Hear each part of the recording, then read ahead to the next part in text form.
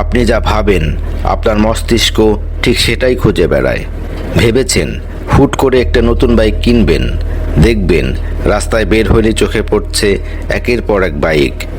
কারো প্রেমে পড়েছেন, আশেপাশে হঠাৎ করে দেখা যাচ্ছে তার নাম, তার মতো চেহারা, এমনকি তার প্রিয় গানও।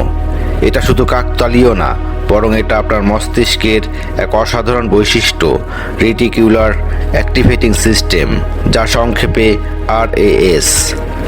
আরএএস হলো মস্তিষ্কের এক ধরনের ফিল্টারিং সিস্টেম, যা আপনার আগ্রহ, মনোযোগ ও চিন্তার সাথে মিল রেখে প্রয়োজনীয় তথ্য খুঁজে এনে দেয়। আপনি যেদিকে মনোযোগ দিবেন, মস্তিষ্ক সেদিকেই ফোকাস করতে শুরু করে। যেমন ধরুন, সারাদিন যদি ভাবেন আমি কিছুই পারি না, কেন এমন হলো, কে আমাকে ছেড়ে গেল, তাহলে আপনার মস্তিষ্ক এসব নেগেটিভ চিন্তাতেই ব্যস্ত থাকবে। আর আপনি যদি ভাবেন আগামীকাল কি নতুন কিছু শিখব, পরীক্ষায় কিভাবে নিজেকে প্রমাণ করব, কি স্কিল শিখলে আমার ক্যারিয়ার বদলে যাবে, তাহলে দেখবেন মস্তিষ্ক নিজ থেকেই নতুন নতুন আইডিয়া খুঁজে আনছে আপনার জন্য। মস্তিষ্ক একটানা যা পায় সেটাকেই চাষ করে।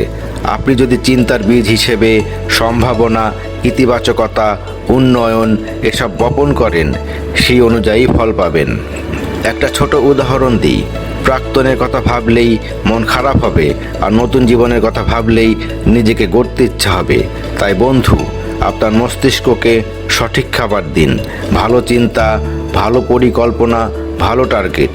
তাহলেই জীবন সেদিকেই এগিয়ে যাবে যেদিকে আপনি মনোযোগ দেন। চিন্তা বদলান, জীবন বদলে যাবে।